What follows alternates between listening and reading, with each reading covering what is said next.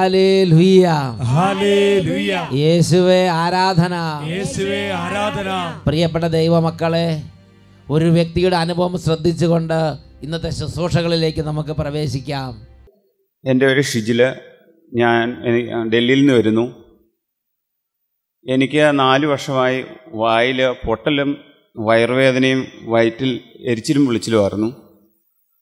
പല ഡോക്ടർമാരെയും കാണിച്ചു. ആയുർവേദം, ഹോമിയോ, അലോപ്പതി എല്ലാം ചെയ്തു, മാറുന്നില്ലായിരുന്നു. ഏറ്റവും അവസാനം ഞാൻ അഭിഷേകാഗ്നി കാണുന്നുണ്ടായിരുന്നു. ആദ്യം എനിക്കധികം വിശ്വാസമൊന്നും ഇല്ലായിരുന്നു അഭിഷേകാഗ്നി കാണുന്നതിൽ. അപ്പോൾ എൻ്റെ ഭാര്യയുടെ നിർബന്ധം വെച്ച് ഞാൻ അഭിഷേകാഗ്നി കാണാൻ തീരുമാനിച്ചു. അതിടയ്ക്ക് കണ്ടുകൊണ്ടിരിക്കുമ്പോഴും വലിയ വിശ്വാസമൊന്നും എനിക്ക് തോന്നിയില്ല ഇത് കാണുന്നതുകൊണ്ട്. പക്ഷെ ഒരു ദിവസം അഭിഷേകാഗ്നിയിൽ ഒരു കൊച്ചിൻ്റെ പപ്പായുടെ കാഴ്ച നഷ്ടപ്പെട്ട് തിരിച്ചു കിട്ടിയത് കാണിച്ചു. ആ കൊച്ച് യേശുവിനെ വാഴ്ത്തിപ്പം പോയി തൊട്ടിട്ട് സ്വന്തം പപ്പായുടെ കണ്ണി വെച്ച് കഴിഞ്ഞപ്പോൾ അതിൻ്റെ ഇത് മാറുന്നതായിട്ട് കണ്ടു. അപ്പോൾ എൻ്റെ ഞാൻ 1-2-3 പ്രാവശ്യം അതിനെക്കുറിച്ച് ചിന്തിച്ചു. അതിന് പിറ്റേ ആഴ്ച അഭിഷേകത്തിന് കാണാൻ തൊട്ടുമ്പോഴായിട്ട് ഞാൻ യേശുവിനെ ഉയർത്തുമ്പം അത് തൊട്ടിട്ട് എൻ്റെ നാവെ കുരിശ് വരയ്ക്കാൻ തുടങ്ങി. അങ്ങനെ കുറച്ച് ആഴ്ചകൾക്കുള്ളിൽ, കുറച്ച് മാസം കഴിഞ്ഞത്തേനും പയ്യെ എൻ്റെ പൊട്ടൽ കുറയാൻ തുടങ്ങി. അല്ലെങ്കിൽ സ്ഥിരമായിട്ട് ഒരു മാസം 2-3 പ്രാവശ്യം, അതും 10-8 പൊട്ടലുകൾ വരുമായിരുന്നു. എനിക്ക് വായിക്കകത്ത് നിറച്ച് ഇങ്ങനെ ഒരു സൈസ് മൗത്ത് അൾസർ, അത് 8, 9, 10 ഭക്ഷണം പോലും കഴിക്കാൻ പറ്റില്ല. അങ്ങനെ പ്രത്യേക അവസ്ഥ. എന്നാലും ഒരു വിശ്വാസമില്ല. എന്നാലാണ് ഒരു കുട്ടി പറഞ്ഞത്, അത് ഞാനും ഓർക്കുന്നുണ്ട്. എന്ന് വെച്ചാൽ അപ്പൻ്റെ കണ്ണിന് കാഴ്ചയില്ല. ആ കൊച്ചു പോയി ദിവികാരത്തെ പിടിച്ചിട്ട് ഓടി വന്ന് എൻ്റെ അപ്പനെ കാഴ്ച കൊടുക്കണമെന്ന് പറഞ്ഞ് ഈ കൈ കൊണ്ടുപോയി അപ്പൻ്റെ കണ്ണിൽ വെച്ചു. അപ്പോൾ അപ്പന് കാഴ്ച തിരിച്ച് കിട്ടിയെന്ന് ആ കൊച്ചു ഇവിടെ സാക്ഷ്യപ്പെടുത്തി ഞാൻ കേട്ടായിരുന്നു. അങ്ങനെ പ്രാർത്ഥിച്ചു. അത് കഴിഞ്ഞപ്പോൾ വയറ്റിലെ പുളിച്ചേട്ടിലെല്ലാം മാറിയോ? എല്ലാം മാറി. അത് കഴിഞ്ഞൊരു 3-4 ആഴ്ച ഇതുപോലെ തന്നെ ദിവികാരത്തെ തൊട്ട് പ്രാർത്ഥിച്ചു. 4 ആഴ്ച കഴിഞ്ഞപ്പോഴത്തേക്കും 4 വർഷമായിട്ട് ഒരു മാസത്തിൽ 2, 3, 4 പ്രാവശ്യം വായിലുണ്ടാകുന്ന രോഗപീഠ എല്ലാം മാറ്റി ഇപ്പോൾ എല്ലാ ഭക്ഷണം കഴിക്കാം. വായിക്കാത്ത യാതൊരു കുഴപ്പമില്ലാത്ത രീതിയിൽ ഈശോ സൗഖ്യപ്പെടുത്തി. Hallelujah hallelujah. പ്രിയപ്പെട്ട ദൈവമക്കളെ, എഴുന്നേറ്റ് നിന്ന് ഈ സമയം ദൈവത്തിൻ്റെ കൃപ ഭവനത്തിലേക്ക് വർഷിക്കപ്പെടാൻ വേണ്ടി ആഗ്രഹിച്ച് പ്രാർത്ഥിക്കാം. നമ്മുടെ കുടുംബാംഗങ്ങളിലേക്ക് കർത്താവിൻ്റെ കരുണ പ്രവഹിക്കും. നമ്മൾ എളിമപ്പെട്ട് നമ്മുടെ വിശ്വാസക്കുറവെല്ലാം പറഞ്ഞു. എനിക്ക് അത്ര വിശ്വാസം തോന്നുന്നില്ല, എനിക്ക് പ്രാർത്ഥിക്കാൻ തോന്നുന്നില്ല, ഒരു ക്ഷീണമാണ്, ഒരു മടുപ്പാണ്, എൻ്റെ മനസ്സ് തളർന്നിരിക്കുകയാണ്, കുടുംബത്തിൽ പ്രശ്നമുണ്ട്, ഓഫീസിൽ പ്രശ്നമുണ്ട്, അതെല്ലാം പറയുക. 2 കരങ്ങൾ ഉയർത്തുക. ഓ ജീവൻ തരുന്ന ആത്മാവേ, ഉണർവ് തരുന്ന ആത്മാവേ, വിശ്വാസം തരുന്ന ആത്മാവേ, വിശുദ്ധി തരുന്ന ആത്മാവേ, വരണമേ. കരങ്ങൾ ഉയർത്തി ഉച്ചത്തിൽ സ്തുതിക്കുന്നു. ഹല്ലേലൂയ ഹല്ലേലൂയ ഹല്ലേലൂയ ഹല്ലേലൂയ. ഓ പരിശുദ്ധാത്മാവേ, ജീവനേകും ആത്മാവേ, പുതുജീവിതമേകും ആത്മാവേ, തീയായി മാറാൻ എന്നിൽ അത്യയക്കണമേ. ജീവനേകും ആത്മാവേ, പുതുജീവിതമേകും ആത്മാവേ, തീയായി മാറാൻ എന്നിൽ അത്യയക്കണമേ. ആത്മാവേ എന്നിൽ നീ കത്തിപ്പടരണമേ. ആത്മാവേ എന്നെ നീ തീയായി മാറ്റണമേ. ആത്മാവേ എന്നിൽ നീ കത്തിപ്പടരണമേ. ആത്മാവേ എന്നെ നീ തീയായി മാറ്റണമേ. ജീവനേകും ആത്മാവേ, ജീവിതമേകും ആത്മാവേ, തീയായി മാറാൻ എന്നിൽ അത്യയക്കണമേ. പരിശുദ്ധാത്മാവേ, എല്ലാ ഭവനങ്ങളുടെ മേൽ എഴുന്നള്ളി വരണമേ. ബാലികാ ബാലന്മാർ, വിദ്യാർത്ഥിനികൾ, കുഞ്ഞുങ്ങൾ, സർവ്വ മക്കളെ ഉണർത്തണമേ. ശക്തിയോടെ കൈയടിച്ച് ആനന്ദിച്ച് നയിച്ചതുപോലെ എന്നെ നയിക്കണമേ. അഭിഷേകത്തിൽ ശക്തിയാ എന്നെ നിറയ്ക്കണമേ. മാരെ നയിച്ചതുപോലെ എന്നെ നയിക്കണമേ. അഭിഷേകത്തിൽ ശക്തിയാ എന്നെ നിറയ്ക്കണമേ. വചനത്തിന്റെ സാക്ഷിയാ എന്നെ അയക്കണമേ. അഗ്നിയായി ശക്തിയാ എന്നിൽ നിറയണമേ.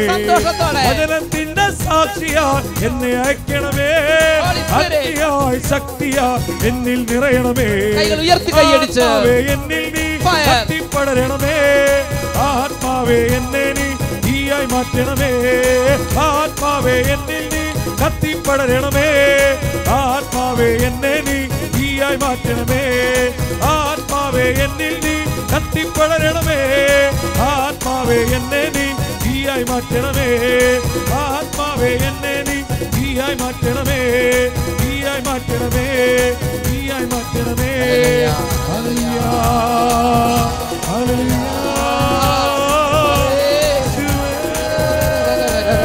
പരിശുദ്ധാത്മാവേ, ഇപ്പോൾ അഭിഷേകമായി വരണമേ, ഹൃദയങ്ങളിലേക്ക് വരണമേ, ജീവിതങ്ങളിലേക്ക് വരണമേ. രണ്ട് കരങ്ങൾ ഉയർത്തി സ്തുതിക്കുന്നു. ഹോളി സ്പിരിറ്റ്, ക്ഷീണങ്ങൾ മാറട്ടെ, അഭിഷേകം നിറയട്ടെ.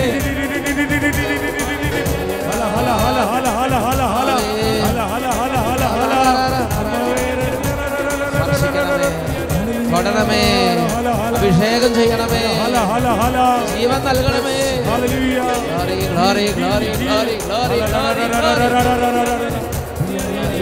Glory glory. ആത്മാവേ, ആത്മാവേ, ആത്മാവേ. ഹല്ലേലൂയ, ഹല്ലേലൂയ, ഹല്ലേലൂയ. സ്പർശിക്കണമേ പരിശുദ്ധാത്മാവേ, ഹൃദയങ്ങളെ സ്പർശിക്കണമേ പരിശുദ്ധാത്മാവേ, ആത്മാക്കളെ ഉണർത്തണമേ പരിശുദ്ധാത്മാവേ, ദൈവസ്നേഹം നിറയ്ക്കണമേ പരിശുദ്ധാത്മാവേ.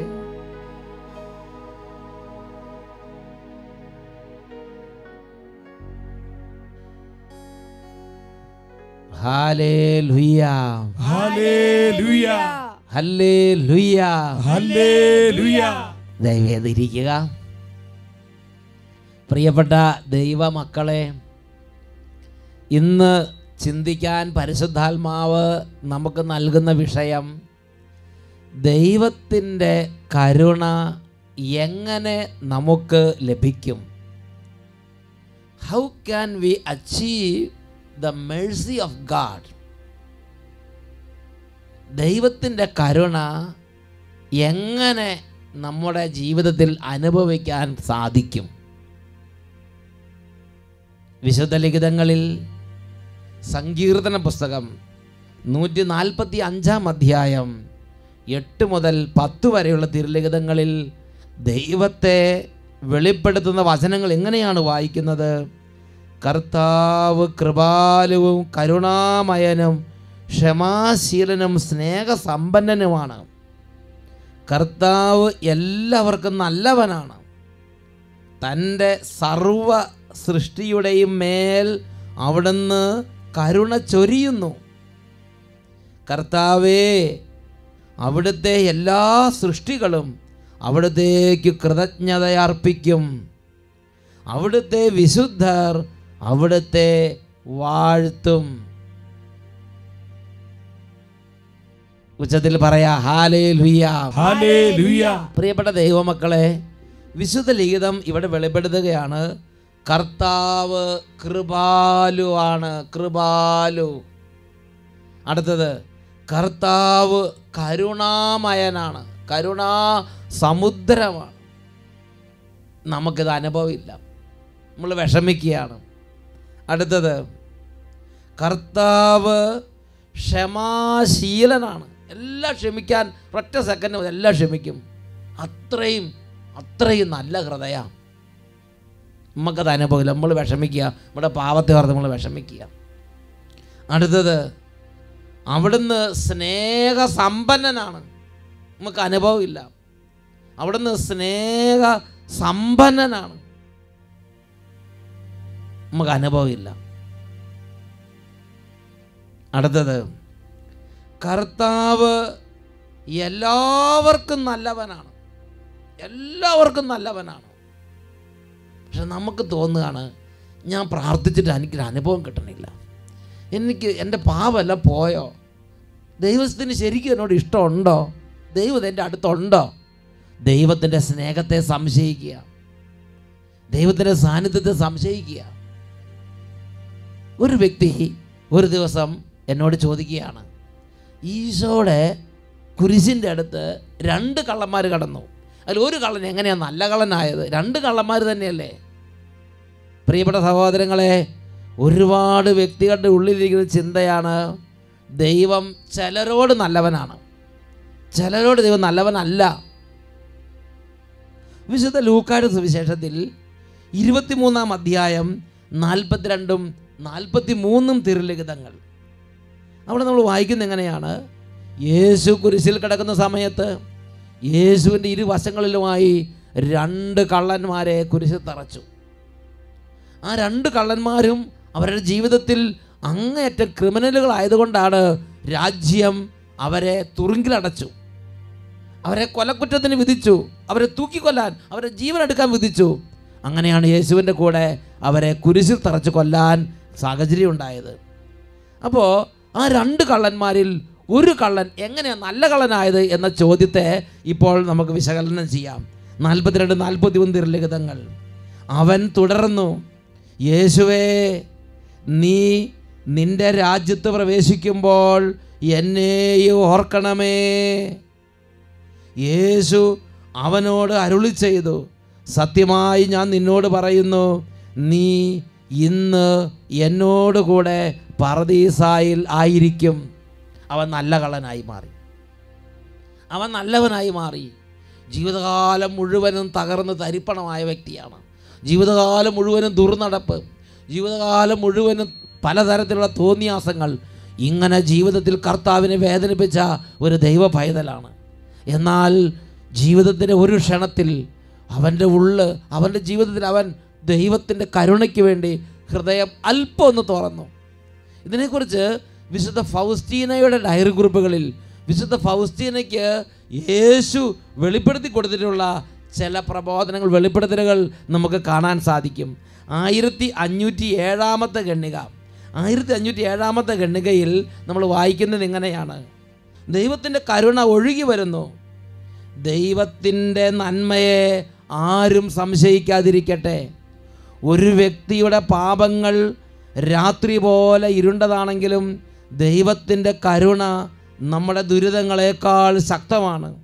ഒരു കാര്യം മാത്രമേ ആവശ്യമുള്ളൂ, കരുണാസമ്പന്നനായ ദൈവത്തിൻ്റെ കൃപയുടെ ഒരു രശ്മി കടന്നു വരാൻ തക്കവിധം പാപി തൻ്റെ ഹൃദയത്തിൻ്റെ വാതിൽ അല്പമെങ്കിലും ഒന്ന് തുറന്നാൽ പിന്നെ ബാക്കി ദൈവം തന്നെ പ്രവർത്തിച്ചു കൊള്ളും. അവസാന മണിക്കൂറിൽ പോലും ദൈവകരുണയുടെ മുമ്പിൽ ഹൃദയവാതിൽ അടയ്ക്കുന്ന പാപി എത്ര നിർഭാഗ്യവാനാണ്. ഇപ്രകാരമുള്ള ആത്മാക്കളാണ് ഒലിവ് തോട്ടത്തിൽ എന്നെ മരണതുല്യമായ വേദനയിൽ ആഴ്ത്തിയത്. ഈശോ വെളിപ്പെടുത്തുകയാണ്. പ്രിയപ്പെട്ട സഹോദരങ്ങളെ, അപ്പോൾ ദൈവത്തിൻ്റെ കരുണ ലഭിക്കാൻ നമ്മൾ ചെയ്യേണ്ടത് നമ്മുടെ ഹൃദയം ദൈവത്തിൻ്റെ കൃപയുടെ ഒരു രശ്മി കടന്നു വരാൻ തക്കവിധം ചെറുതായിട്ടൊന്ന് തുറക്കുക, ദൈവത്തിലേക്കൊന്ന് തിരിയുക. ദൈവമേ, അങ്ങയുടെ കരുണ എനിക്ക് വേണം. ഒന്ന് ഹൃദയം തുറന്നാൽ ദൈവത്തിൻ്റെ കൃപ പ്രവേശിക്കും. ദൈവത്തിൻ്റെ കരുണ രശ്മി പ്രവേശിച്ചാൽ പിന്നെ കൃപ തന്നെ പ്രവർത്തിക്കും. വലിയ വ്യത്യാസം ഉണ്ടാകും. ബാംഗ്ലൂർ കൺവെൻഷൻ എന്നപ്പോൾ ഒരു വ്യക്തി ആ വ്യക്തിയുടെ അനുഭവം പറയുകയുണ്ടായി. എൻ്റെ പേര് ജ്യോതി പ്രകാശ്, ഞാൻ കോഴിക്കോട് നിന്ന് വരുന്നു. ഇവിടെ വന്നിട്ട് ഒരു 30 വർഷമായി. അതായത് എനിക്കൊരു 35 വർഷമായിട്ട് പുകവലിയും ഒരു 30 വർഷമായിട്ട് മദ്യപാനവും ഉണ്ടായിരുന്നൊരു വ്യക്തിയായിരുന്നു ഞാൻ. 35 വർഷമായിട്ട് പുകവലി, മദ്യപാനം ഇതൊക്കെ ഉണ്ടായിരുന്നൊരു വ്യക്തിയാണ്. ഭാര്യയുടെ പ്രേരണയിലൂടെ ഞാൻ അഭിഷേകാഗ്നി പ്രോഗ്രാം കാണാൻ തുടങ്ങി. അങ്ങനെ 2015 ഏതാണ്ട് സെപ്റ്റംബറിൽ എനിക്ക് എൻ്റെ ജോലി റിസൈൻ ചെയ്യേണ്ടി വന്നു. അങ്ങനെ ഒരു സിറ്റുവേഷനിലെത്തിയപ്പോൾ ഞാൻ മനസ്സിൽ വിചാരിച്ചു, പല രീതിയിലും ഞാൻ നിർത്താൻ നോക്കിയിട്ട് നിർത്താത്തൊരു 2 ദുശീലമാണിത്. ഞാൻ മട്ടായിലച്ഛൻ്റെ അടുത്ത് പോയിട്ട് ഞാൻ ഈ 2 ദുശീലവും എൻ്റെ അടുത്ത അപ്പോയിൻമെൻറ്റ് ലെറ്റർ കിട്ടി ഞാൻ ജോലിക്ക് ചേരുന്നതിന് മുമ്പ് ഈ ദുശീലങ്ങൾ ഞാൻ ഉപേക്ഷിച്ചിരിക്കുമെന്ന് ഞാനൊരു പ്രതിജ്ഞ എടുത്തു. അതുപോലെ തന്നെ ഇത് നിസ്സാരമായിട്ട് ഞാൻ പറയുകയാണെങ്കിൽ എൻ്റെ മദ്യപാനം എന്ന് പറഞ്ഞാൽ ഒരു വേറിട്ട രീതിയിൽ, അതായത് ഞാൻ അലാറം വെച്ച് എണീച്ച് മദ്യപിക്കുന്ന ഒരു മനുഷ്യനായിരുന്നു. ആദ്യമായിട്ടാണ് ഇങ്ങനെ ഒരാളെ കുറിച്ച് അതായത് മദ്യപിക്കുന്നവർ കേട്ടിട്ടുണ്ട്. സുബോധത്തിൽ ഉണർന്നിരിക്കുന്ന സമയത്ത് മദ്യപിക്കുന്നു. ഈ മദ്യപിക്കാൻ വേണ്ടി അലാം വെച്ച് മണിക്കൂർ വെച്ച് എഴുന്നേറ്റ് കുടിക്കുക, കിടക്കുക. അതായത് ഇന്നൊരു ഇത്ര മദ്യം കിട്ടിക്കഴിഞ്ഞാൽ അത് ഇന്ന് തന്നെ തീർക്കണം എന്ന് എനിക്കൊരു വാശിയായിരുന്നു. നാളെ എനിക്കിഷ്ടമായത് അത് നാളത്തേന് വെക്കാൻ പാടില്ല, നാളത്തേക്ക് വെക്കാൻ പാടില്ല. അതായത് അന്നന്ന് വേണ്ടുന്ന ആഹാരം എന്ന് പറഞ്ഞ പോലെ അന്നത്തെ മദ്യം അന്ന് തന്നെ തീർക്കണം. അത് തന്നെ. അത് ഞാൻ തീർന്നില്ലെങ്കിൽ അലാം വെച്ച് എഴുന്നേറ്റ് പിന്നെയും കുടി, കുറച്ചു നേരം കുടിച്ച് വയറൊക്കെ നിറഞ്ഞെന്നായിരിക്കും കിടക്കും. എന്നിട്ട് കുറച്ച് കഴിഞ്ഞ് അലാം വെച്ച് എഴുന്നേറ്റ് മൂത്രം ഒഴിച്ചിട്ട് പിന്നെയും കുടിക്കും. അപ്പോൾ അങ്ങനെയുള്ള ഒരു മനുഷ്യനായിരുന്നു ഞാൻ. അപ്പോൾ പെട്ടെന്ന് ജോലി നഷ്ടപ്പെട്ട ഒരു സിറ്റുവേഷൻ വന്നപ്പോൾ ഞാൻ വിചാരിച്ചു അടുത്ത ഈ പറഞ്ഞ പോലെ തന്നെ ഞാൻ ചെയ്യുമെന്നുള്ളത്.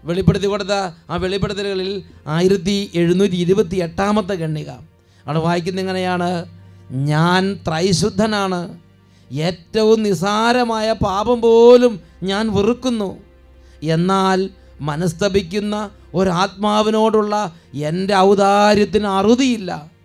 എൻ്റെ കരുണ അതിനെ ആശ്ലേഷിക്കുകയും നവീകരിക്കുകയും ചെയ്യുന്നു. എൻ്റെ കരുണയാൽ പാപിയെ അവരുടെ വഴികളിൽ ഞാൻ പിന്തുടരുകയും അവർ എന്നിലേക്ക് തിരിച്ചു വരുമ്പോൾ എൻ്റെ ഹൃദയം സന്തോഷിക്കുകയും എനിക്ക് നൽകിയ കയ്പ് നീർ ഞാൻ മറക്കുകയും അവരുടെ തിരിച്ചു വരവിൽ ഞാൻ ആനന്ദിക്കുകയും ചെയ്യുന്നു. മക്കളെ, നമ്മൾ മനസ്സിലാക്കണം, ദൈവത്തിൻ്റെ കരുണ പ്രാപിക്കാൻ നമ്മൾ മനസ്തപിക്കണം. നമ്മൾ ഹൃദയത്തിൽ നിന്ന് എളിമപ്പെടണം. ദൈവമേ എന്ന് വിളിക്കണം. എനിക്ക് തെറ്റുണ്ടല്ലോ കർത്താവ്, ഞാൻ എങ്ങനെ നേരെയാവുമെന്ന് വന്ന് കർത്താവിനോട് പറയണം. അപ്പം തന്നെ ഇടപെടും ദൈവം. ദൈവം പറയാണ് അവരെ, പിന്നെ എൻ്റെ സ്വന്തം ഉത്തരവാദിത്വം ഞാൻ വിശുദ്ധീകരിച്ചെടുക്കുന്നു. വീണ്ടും വിശുദ്ധ ഫൗസ്തീനയ്ക്ക് ഈശോ മറ്റൊരു വെളിപ്പെടുത്തൽ കൊടുത്തത് നമ്മൾ കാണുന്നുണ്ട്. 1784 ഖണ്ഡിക. ആത്മാക്കളുടെ രക്ഷ ഞാൻ എത്ര അധികമായി ആഗ്രഹിക്കുന്നു. എൻ്റെ കൃപകൾ സ്വീകരിക്കാൻ താല്പര്യപ്പെടുന്ന മനുഷ്യാത്മാവിലേക്ക് എൻ്റെ ദൈവിക ജീവൻ ചൊരിഞ്ഞ് അവരെ വിശുദ്ധീകരിക്കാൻ ഞാൻ ആഗ്രഹിക്കുന്നു എന്ന് എഴുതുക. ഏറ്റവും വലിയ പാപിക്ക് എൻ്റെ വിശുദ്ധി ആർജിക്കാൻ എൻ്റെ കരുണയിൽ ആശ്രയിച്ചാൽ മാത്രം മതി. വേറെ ഒന്നും ചെയ്യണ്ട. നമ്മളിഞ്ഞ് വീണ്ടും പോയി ഒന്നും കൂടെ കുരിശ് വരയ്ക്കാൻ നോക്കണ്ട.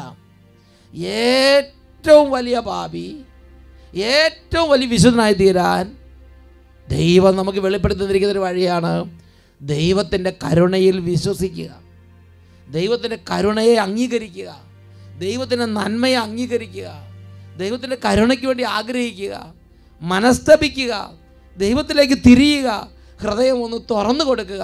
പിന്നെ ദൈവം അങ്ങോട്ട് പ്രവർത്തിക്കും. ഈ സമയത്ത് നമുക്ക് എഴുന്നേറ്റ് നിൽക്കാം. പരിശുദ്ധ കുർബാന എഴുന്നള്ളിച്ച് വെച്ച് ദൈവത്തിൻ്റെ അത്യാധമായ കരുണയിലേക്ക് നമ്മുടെ ഹൃദയം സമർപ്പിച്ച് നമുക്ക് പ്രാർത്ഥിക്കാം.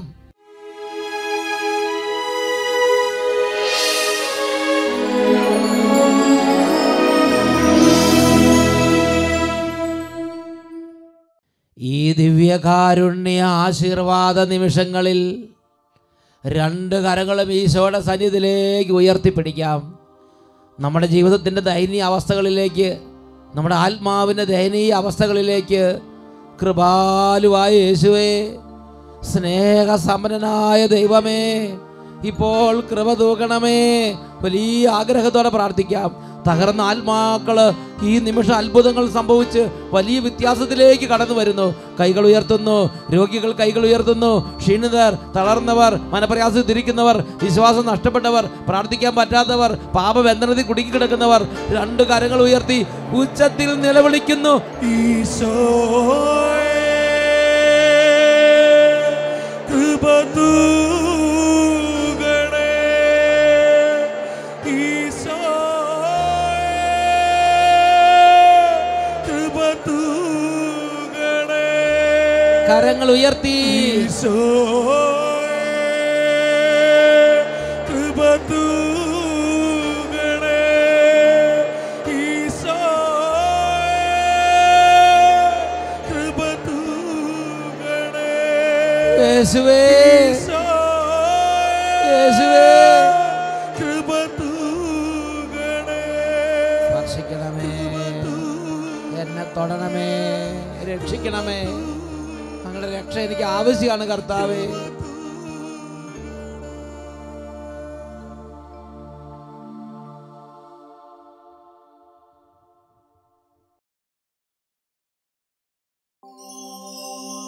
Creep.